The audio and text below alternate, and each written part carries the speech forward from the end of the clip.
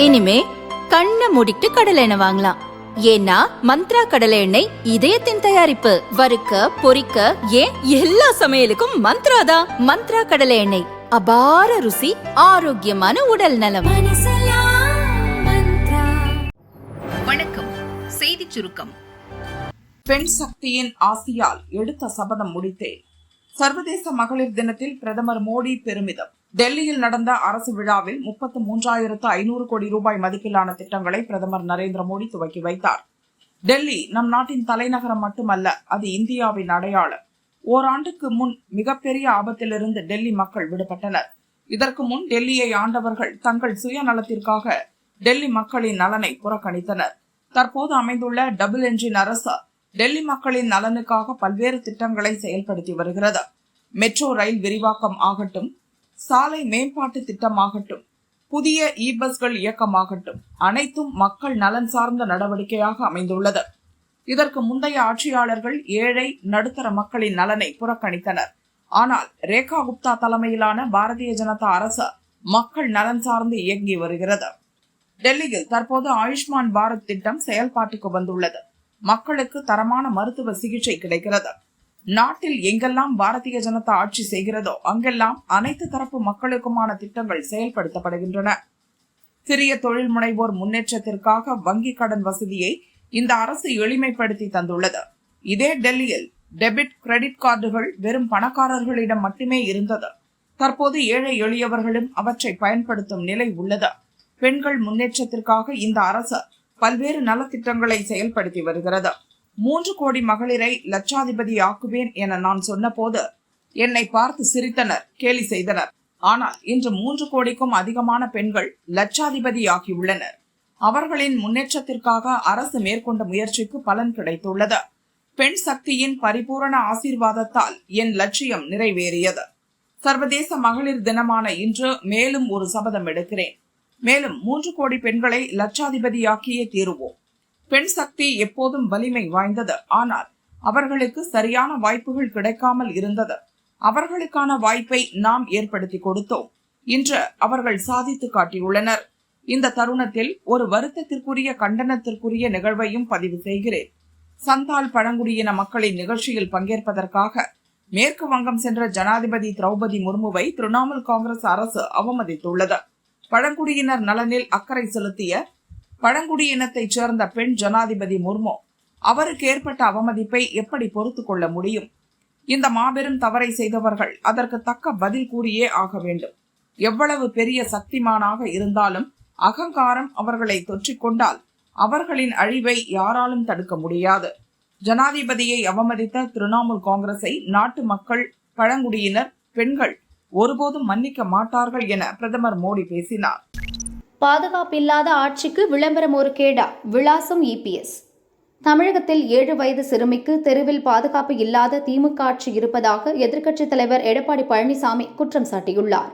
இதுகுறித்து அவர் வெளியிட்டுள்ள அறிக்கை: நாமக்கல் மாவட்டம் குமாரபாளையத்தில் தெருவில் விளையாடிக் கொண்டிருந்த 7 வயது சிறுமி பாலியல் வன்கொடுமைக்கு ஆளாக்கப்பட்டு உயிருக்கு ஆபத்தான நிலையில் மருத்துவமனையில் சிகிச்சைக்காக அனுமதிக்கப்பட்டுள்ளதாக உலக மகளிர் தினமான இன்று அதிர்ச்சியளிக்கும் செய்தி வந்துள்ளது. ஸ்டாலின் அரசின் ஒட்டுமொத்த நிர்வாக சீர்கேட்டால் சிறுமி முதல் மூதாட்டி வரை யாருக்கும் எங்கும் பாதுகாப்பு இல்லை. இப்படி ஒரு கேவலமான ஆட்சிக்கு பொறுப்பான நீங்கள் எந்த முகத்தை வைத்துக்கொண்டு மக்களிடம் இன்னொரு முறை ஆட்சி செய்ய கேட்கிறீர்கள்? ஒரு 7 வயது சிறுமிக்கு தெருவில் பாதுகாப்பு இல்லாத ஆட்சிக்கு வெல்லும் தமிழ் பெண்கள் என்ற வெற்று விளம்பரம் ஒரு கேடா.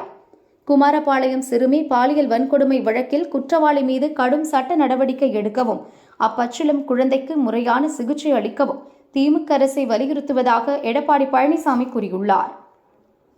ஜனாதிபதி முர்முவுக்கு அவமதிப்பு. மேற்கு வங்கத்தில் நடந்தது என்ன? விளக்கம் கேட்கும் மத்திய அரசு. மேற்கு வங்க மாநிலம் டார்ஜிலிங்கில் நேற்று சந்தால் பழங்குடியின சமூகத்தினர் நடத்திய மாநாட்டில் ஜனாதிபதி முர்மு பங்கேற்றார். ஜனாதிபதி வருகையின் போது கவர்னர், முதல்வர், மாநில அமைச்சர்கள், தலைமை செயலர், டிஜிபி உள்ளிட்டோர் விமான நிலையத்தில் அவரை வரவேற்பது வழக்கம். இதுவே அரசின் புரோட்டோகாலும் கூட. ஆனால் சந்தால் மாநாட்டில் பங்கேற்க சென்ற முர்முவுக்கு மாநில அரசின் சார்பில் முறைப்படி வரவேற்பு அளிக்கப்படவில்லை. மேற்கு வங்க கவர்னராக இருந்த போஸ் ராஜினாமா செய்ததை அடுத்து தமிழக கவர்னர் RN ரவி அந்த மாநில கவர்னராக நியமிக்கப்பட்டுள்ளார். ரவி முறைப்படி மேற்கு வங்க கவர்னராக இன்னும் பதவியேற்கவில்லை. எனவே ஜனாதிபதியின் வருகையின் போது கவர்னர் அங்கு இல்லை. முறைப்படி முதல்வர் மம்தா பானர்ஜி அங்கு இருந்திருக்க வேண்டும். ஆனால் அவர் ஜனாதிபதியை வரவேற்க வரவில்லை. அது மட்டுமின்றி மாநில அமைச்சர்கள், தலைமை செயலர், டிஜிபி என யாருமே ஜனாதிபதியை வரவேற்க வராதது பெரும் சர்ச்சையை ஏற்படுத்தியுள்ளது. தவிர 5 லட்சம் பேர் கூடும் வகையிலான விஸ்தாரமான இடத்தில் சந்தால் மாநாட்டை நடத்த அனுமதி வழங்கப்பட்டிருந்தது. ஆனால் கடைசி நேரத்தில் மாநாட்டு கூட்டத்திற்கு வேறு இடம் ஒதுக்கியதாக மாநில அரசு அறிவித்தது. முன்பு அனுமதி வழங்கப்பட்ட இடத்தை விட பிந்தையது சிறியதாகவும் மக்கள் எளிதில் செல்லும் வகையில் இல்லாமல் வெகு தூரத்தில் இருந்ததாகவும் புகார் எழுந்தது. மேலும் ஜனாதிபதி பயன்படுத்துவதற்காக அமைக்கப்பட்ட கழிப்பறையில் முறையாக தண்ணீர் வசதி செய்யப்படாததும் அதிர்ச்சியை ஏற்படுத்தியது. ஜனாதிபதி கூட்டம் நடந்த இடத்திற்கு செல்லும் வழியில் சாலையின் இருபுறமும் குப்பைகள் கொட்டப்பட்டிருந்ததும் சர்ச்சையை ஏற்படுத்தியுள்ளது. இந்த விவகாரங்களால் தான் மிகுந்த மனவேதனையில் இருப்பதாக முர்மு கூறினார். மேற்கு வங்க முதல்வர் மம்தா பானர்ஜி என் சகோதரியை போன்றவர். நான் இங்கு வருவதை அவர் விரும்பவில்லை என்றே தோன்றுகிறது. அதிபடியான மக்கள் சிரமமின்றி எளிதில் கூடும் இடத்தை விடுத்து மாநாட்டிற்கு மாற்று இடம் ஒதுக்கப்பட்டது ஏன் என புரியவில்லை. இங்கு நடந்த விஷயங்கள் எனக்கு மனவேதனை அளிக்கிறது என ஜனாதிபதி கூறினார். நாட்டின் உச்சபட்ச பதவி வகிக்கும் ஜனாதிபதியை வரவேற்காமலும் அவருக்கான ஏற்பாடுகளை செய்வதில் அலட்சியமாகவும் செயல்பட்டதன் மூலம் மம்தா பானர்ஜி அரசு ஜனாதிபதியை அவமதித்து விட்டதாக பிரதமர் உட்பட பல்வேறு தரப்பினரும் கண்டனம் தெரிவித்துள்ளனர்.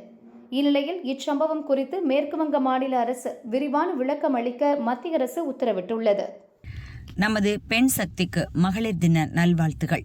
மகளிர் தினத்தையொட்டி தமிழக கவர்னர் ஆர்.என். ரவி வெளியிட்டுள்ள அறிக்கை. இன்று நமது மதிப்பிற்குரிய புலவர் துறவி ஔவையார் அடையாளப்படுத்திய பெண்களின் நீடித்த உணர்வை கொண்டாடுகிறோம். அவரது ஞானமும் தலைமையும் பல தலைமுறைகளுக்கு ஊக்கமளித்து வருகின்றன.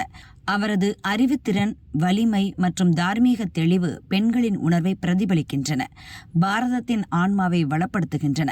வாழ்க்கையை வளர்த்தெடுப்பது, குடும்பங்களை நிலைப்படுத்துவது, சமூகத்தின் தார்மீக கட்டமைப்பை தாங்கி பிடிப்பது, பெண்மையை அடையாளப்படுத்தும் நமது தேசத்தின் முன்னோக்கி இயக்கும் மதிப்புகளுடன் தலைமுறைகளை உருவாக்குவது என துணிச்சல், இரக்கம் மற்றும் ஞானத்தை நமது பெண்கள் வெளிப்படுத்துகிறார்கள். இன்று பெண்கள் தலைமையிலான வளர்ச்சி புதிய பாரதத்தின் எழுச்சிக்கு சக்தி அளிக்கிறது.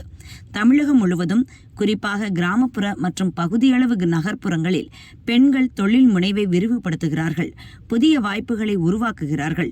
மேலும் அவர்களின் மீள்தன்மை, திறமை மற்றும் அயராத முயற்சி மூலம் ஆர்வத்தை சாதனையாக மாற்றுகிறார்கள். வளர்ச்சியடைந்த பாரதம் 2047 நோக்கி நமது பயணத்தை முன்னெடுத்துச் செல்கிறார்கள் என கவர்னர் ரவி தெரிவித்துள்ளார். T20 உலகக்கோப்பை, இந்தியா பேட்டிங். T20 உலகக்கோப்பையின் இறுதிப் போட்டி குஜராத் மாநிலம் அகமதாபாத்தில் உள்ள நரேந்திர மோடி மைதானத்தில் தொடங்கியுள்ளது. இதில் இந்தியா, நியூசிலாந்து அணிகள் பல பரீட்சை நடத்துகின்றன. இந்திய அணி அரையிறுதியில் இங்கிலாந்தையும், நியூசிலாந்து தென்னாப்பிரிக்காவையும் வீழ்த்தியிருந்தன. இறுதிப் போட்டிக்கான டாஸ் வென்ற நியூசிலாந்து கேப்டன் சாண்ட்னர் பந்து வீச்சை தேர்வு செய்தார். இதனையடுத்து இந்திய அணி முதலில் பேட்டிங் செய்கிறது. இந்திய அணியில் மாற்றம் ஏதும் செய்யப்படவில்லை. இங்கிலாந்துக்கு எதிராக அரையிறுதியில் விளையாடிய அதே வீரர்கள் இடம்பெற்றுள்ளனர். நியூசிலாந்து அணியில் ஜேக்கப் டஃபி அணியில் இடம் பிடித்துள்ளார். மெக்கோன்சி நீக்கப்பட்டுள்ளார். சர்வதேச T20 அரங்கில் இந்தியா, நியூசிலாந்து அணிகள் 30 முறை மோதியுள்ளன. இதில் இந்தியா 18, நியூசிலாந்து 11 வென்றன. ஒரு போட்டி டை ஆனது குறிப்பிடத்தக்கது. ட்ரம்பை பழி வாங்குவோம், ஈரான் பகிரங்க மிரட்டல். கூலாக தட்டிவிட்ட அதிபர் ட்ரம்ப். அமெரிக்கா மற்றும் இஸ்ரேலின் கூட்டு தாக்குதல்களில் ஈரான் உச்சத்தலைவர் அயதுல்லா அலி கமேனி படுகொலை செய்யப்பட்டதுக்கு ஈடாக அமெரிக்க அதிபர் ட்ரம்பை நாங்கள் நிச்சயம் பழி வாங்குவோம் என்று ஈரானின் உச்ச தேசிய பாதுகாப்பு கவுன்சில் செயலாளர் அலி லரிஜானி பகிரங்க மிரட்டல் விடுத்துள்ளார். சரணடைந்தால் மட்டுமே சண்டையை நிறுத்துவோம் என்று ஈரானுக்கு அமெரிக்க அதிபர் ட்ரம்ப் கூறி நாட்கள் கடந்துவிட்டன. தங்கள் நாடுகளின் நிலைப்பாடுகளை கவனிக்காமல் ஈரான் மீது அமெரிக்கா மற்றும் இஸ்ரேல் தொடர்ந்து தாக்குதல்களை நடத்தி வருகின்றன. சண்டையை இன்னும் 6 மாதங்கள் கூட தீவிரமாக நடத்த முடியும் என்று எங்கள் ராணுவம் ஏற்கனவே அறிவித்துவிட்டது. எங்களின் எதிர்வினையை ட்ரம்ப் தவறாக மதிப்பிட்டு விட்டார். இந்த மோதல் விரைவாக முடிவடையாது. வெனிசுலாவில் செய்ததை இங்கேயும் செய்ய முடியும் என்று ட்ரம்ப் நினைக்கிறார். ஆனால் இப்போது அவர் மாட்டிக்கொண்டு விட்டார். நாங்கள் அவரை விடமாட்டோம். அவர் செய்த செயலுக்கு உரிய விலை கொடுக்க வேண்டும். எங்கள் தலைவர் கமேனியையும் 1000க்கும் மேற்பட்டோரையும் கொன்றுள்ளார். இது சாதாரண விஷயமல்ல. கமேனியின் இழப்புக்கு மிரட்டலுக்கு பதிலடி தரும் வகையில் உரிய விலையை ட்ரம்ப் கொடுக்க வேண்டும் என்று ஈரான் தேசிய பாதுகாப்பு கவுன்சில் செயலாளர் அலி லரிஜானி கூறியுள்ளார். அலி லரிஜானி மிரட்டலுக்கு பதிலளித்துள்ள அதிபர் ட்ரம்ப், அவர் யார், அவர் என்ன பேசுகிறார் என்று எனக்கு தெரியவில்லை, அது குறித்து நான் கவலைப்பட போவதும் இல்லை என பதிவிட்டுள்ளார். பறந்து வந்த ட்ரோன், பற்றி எரிந்த கட்டிடம், ஏர்போர்ட் மீதும் ஏவப்பட்ட குண்டு. ஈரான் அமெரிக்க இஸ்ரேல் கூட்டுப்படைகளுக்கு இடையேயான போர் தீவிரமடைந்துள்ளது. ஈரானுக்குள் புகுந்து அமெரிக்க இஸ்ரேல் படைகள் குண்டு வீசி சரமாரி தாக்குதல் நடத்தி வருகின்றன. ஈரானும் இதற்கு தக்க பதிலடி கொடுத்து வருகிறது. குறிப்பாக குவைத், ஐக்கிய அரபு அமீரகம், சவுதி அரேபியா, கத்தார் உள்ளிட்ட அமெரிக்காவின் நட்பு நாடுகளில் உள்ள ராணுவ மையங்களை குறிவைத்து தாக்குதல் நடத்தி வருகிறது. குவைத் சிட்டியில் சமூக பாதுகாப்புத்துறை தலைமை அலுவலகம் செயல்படும் உயரமான கட்டிடத்தின் மீது ஈரான் ட்ரோன் தாக்குதல் நடத்தியது. அந்த கட்டடம் கொழுந்துவிட்டு எரிந்தது. 2 இறந்தனர். இதே கட்டிடத்தில்தான் அமெரிக்காவின் கட்டுப்பாட்டு மையம் ஒன்றும் செயல்பட்டு வருகிறது. இதை குறிவைத்துதான் ஈரான் தாக்குதல் நடத்தி வருகிறது.